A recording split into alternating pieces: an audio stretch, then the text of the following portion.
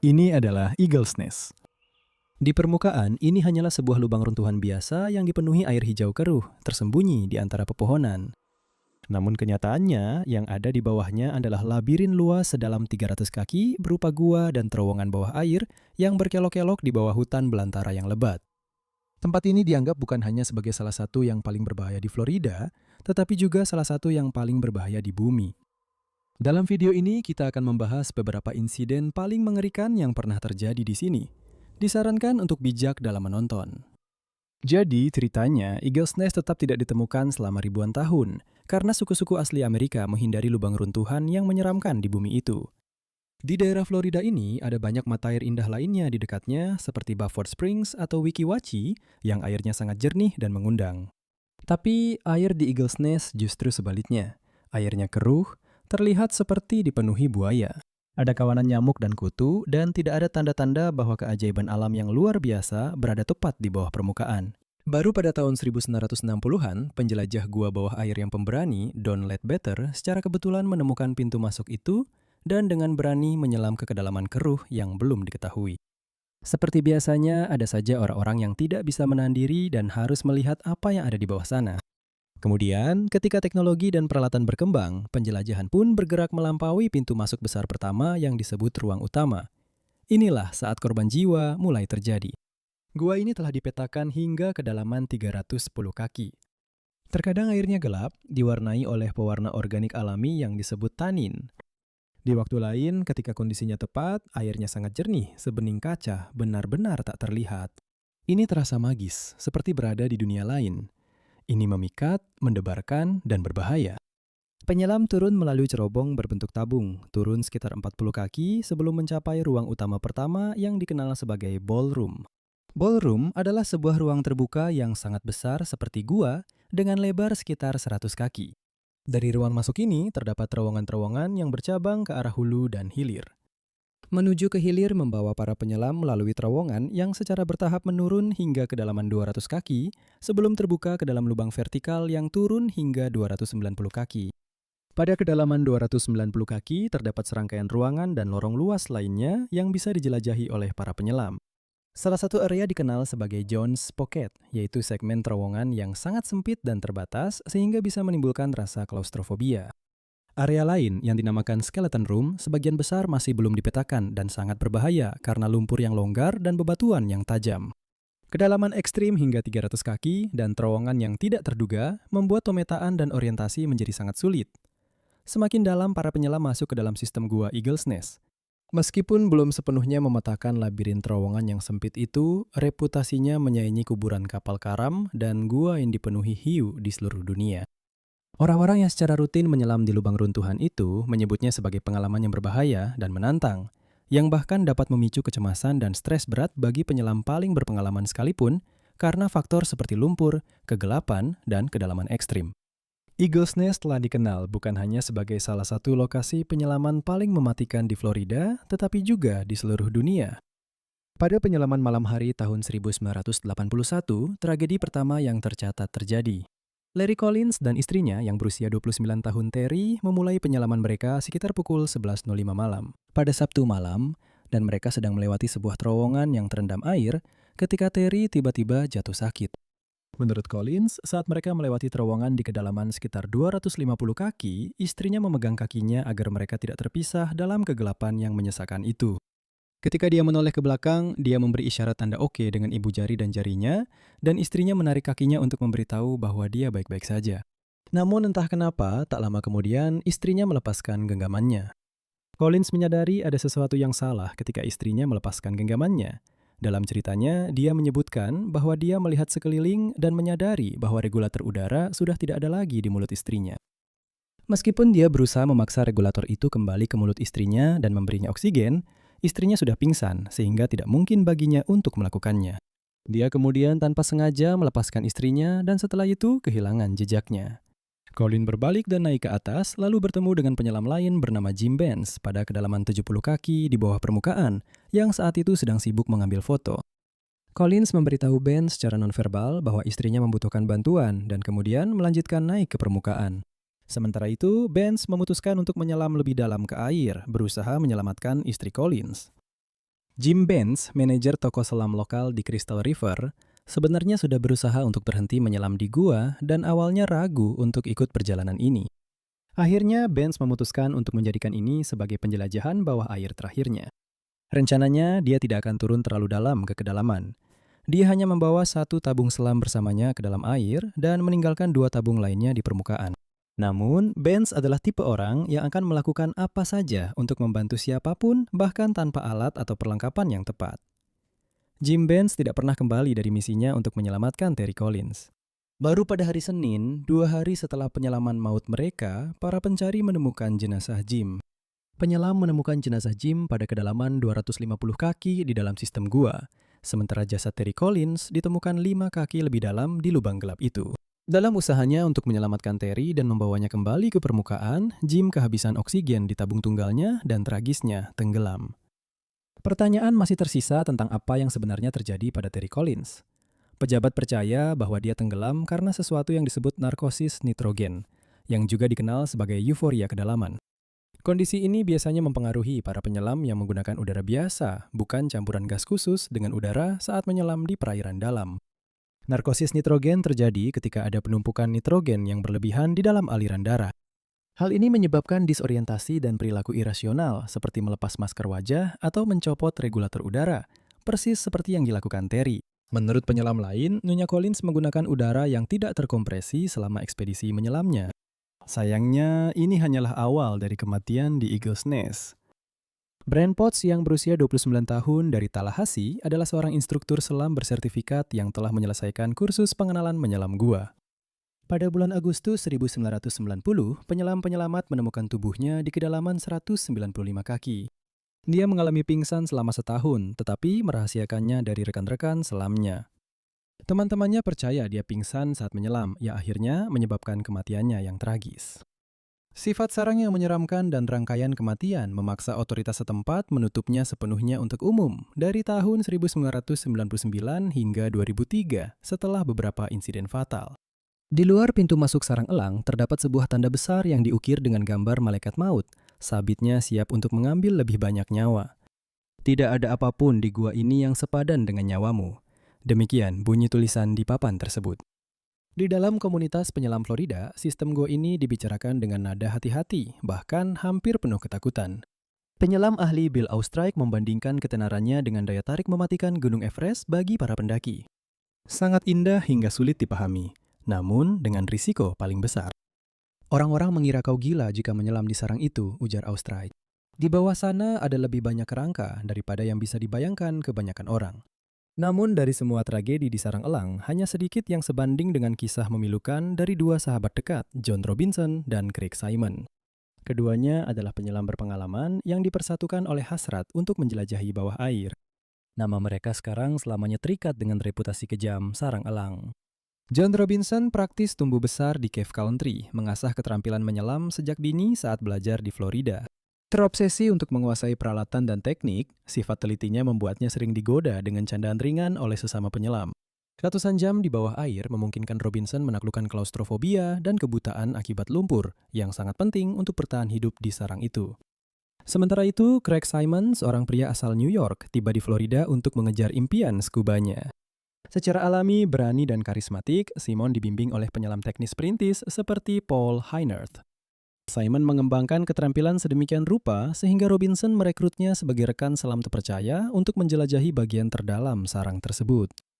Pada tahun 2004, hanya 1 tahun setelah Eagle's Nest dibuka kembali untuk umum sebagai lokasi penyelaman, tragedi nyaris terjadi. Robinson di tengah-tengah penyelaman di sarang tiba-tiba lumpuh karena serangan panik mendadak. Di beberapa bagian, sistem gua di dalam Eagle's Nest sangat sempit. Tempatnya begitu sempit sehingga para penyelam harus merayap dan memaksa diri melewati celah-celah yang membuat sesak. Terkadang mereka harus berjuang keras untuk bisa melewatinya dengan perlengkapan mereka. Yang paling berbahaya adalah sifat membingungkan dari terowongan-terowongan yang berkelok-kelok di bawah hutan belantara Florida. Sarang elang membentang sangat luas dan lorong-lorongnya tampak serupa, membuat para penyelam tersesat tanpa tahu posisi mereka. Seperti yang dijelaskan oleh penyelam Larry Green, Anda akan diselimuti kegelapan, lumpur berputar di sekitar Anda, mana yang atas atau bawah. Anda meraba-raba mencari jalan keluar yang tak pernah ditemukan. Menambah kekurangan rangsangan indera adalah tingkat visibilitas sarang elang yang tak terduga, mulai dari sangat jernih hingga benar-benar gelap gulita. Bahkan para ahli pun bisa tiba-tiba mendapati diri mereka buta. Semua penanda kini telah lenyap. Kontak sekecil apapun dengan dinding lorong akan melepaskan awan lumpur yang membumbung dan membuat air menjadi keruh. Dalam momen-momen yang menegangkan itu, para penyelam tercekik oleh kekeruhan dan rasa sesak. Dampak psikologis pada mereka yang berani masuk ke Eagle's Nest juga tidak bisa diremehkan. Tekanan besar untuk menghindari kesalahan dan menahan kepanikan di lingkungan yang begitu berbahaya sangat menghancurkan mental. Hal ini bisa membuat penyelam veteran pun menyerah dan mengaburkan penilaian saat berpikir jernih sangat dibutuhkan. Sangat mudah untuk tersesat dan tidak ada bagian yang aman untuk menenangkan diri atau mencari arah. Di jurang bawah laut yang berbahaya ini, Craig Simon tetap tenang saat John Robinson panik dan kesulitan bernapas, perlahan-lahan membimbing rekannya yang hiperventilasi kembali ke tempat aman, di lingkungan di mana kematian mengintai di setiap sudut. Kedua pria itu sangat terguncang setelah nyaris tenggelam dan mulai mempertanyakan apakah mereka harus berhenti menyelam di gua untuk selamanya. Karena trauma, mereka mengambil cuti beberapa bulan untuk merenung. Beberapa bulan kemudian setelah benar-benar pulih, John mengusulkan penyelaman lagi kepada Craig. Craig ragu untuk menyelam lagi bersama sahabatnya dan istrinya memohon agar ia menolak, dihantui oleh betapa dekatnya suaminya dengan maut di sana. Dilanda dilema karena kesetiaan, Craig mengambil keputusan penting untuk menepati janjinya dengan John dan menghadapi ketakutannya. Pagi awal musim panas itu terasa tenang dan sunyi saat Craig Simon dan John Robinson bersiap-siap untuk menyelam ke dalam sistem gua Eagle's Nest yang terkenal berbahaya. Pada hari Juni yang menentukan di tahun 2004 itu, kedua sahabat lama tersebut sama sekali tidak tahu bahwa ini akan menjadi penyelaman terakhir mereka bersama.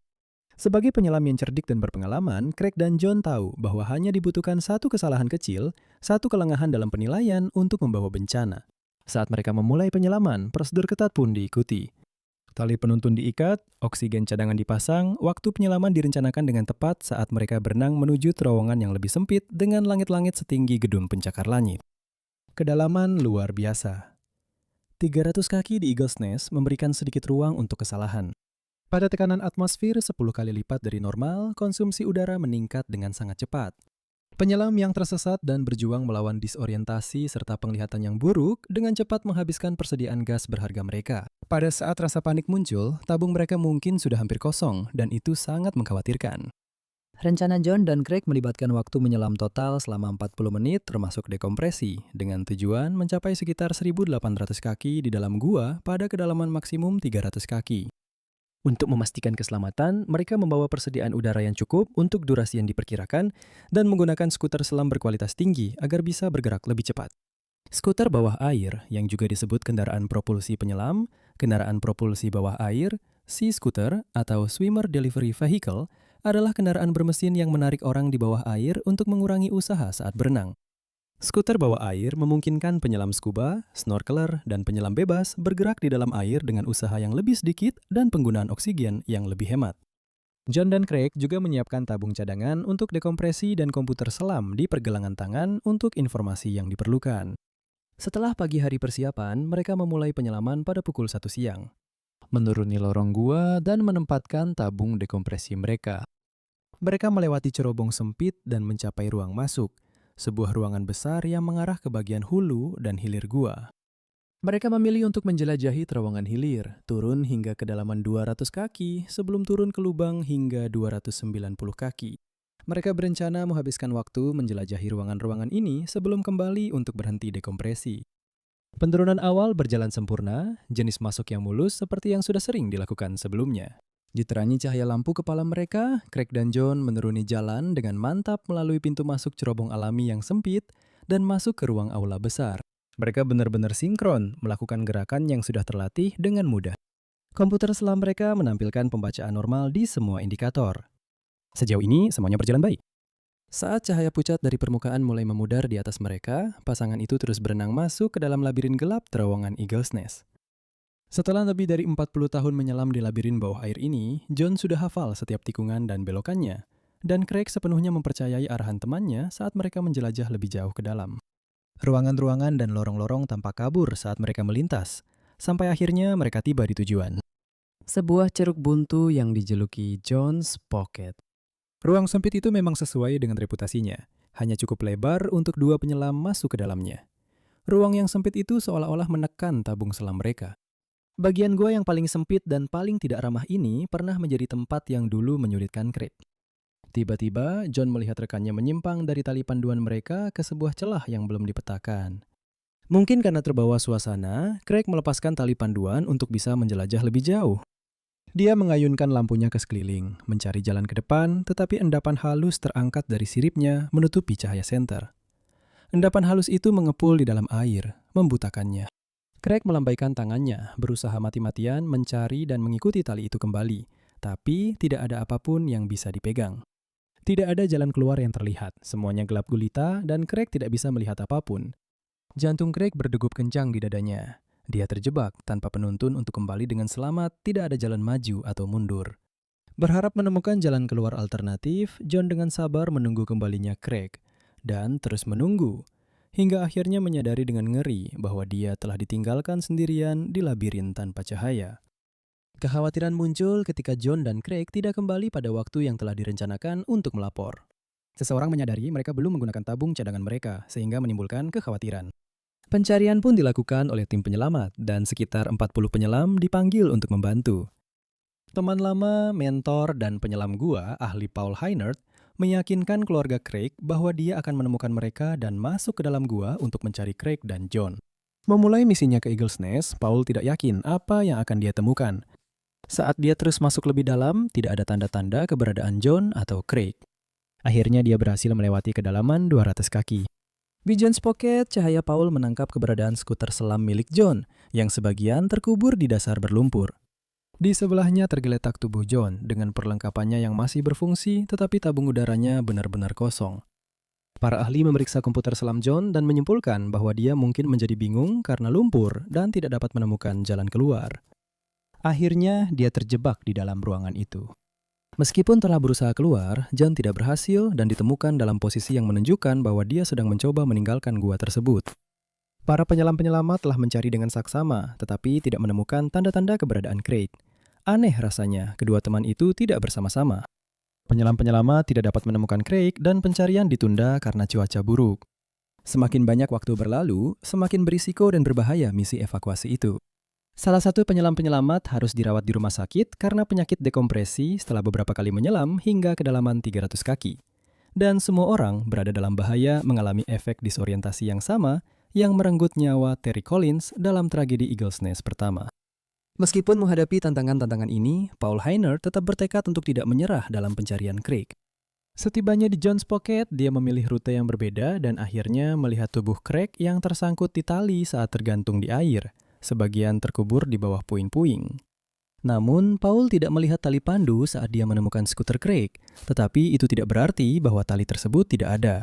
Paul mencatat bahwa memiliki skuter membuat seseorang tergoda untuk melihat sesuatu dengan cepat tanpa memasang tali pandu. Namun, hal ini meningkatkan risiko mengaduk lumpur dan keadaan bisa memburuk dengan cepat.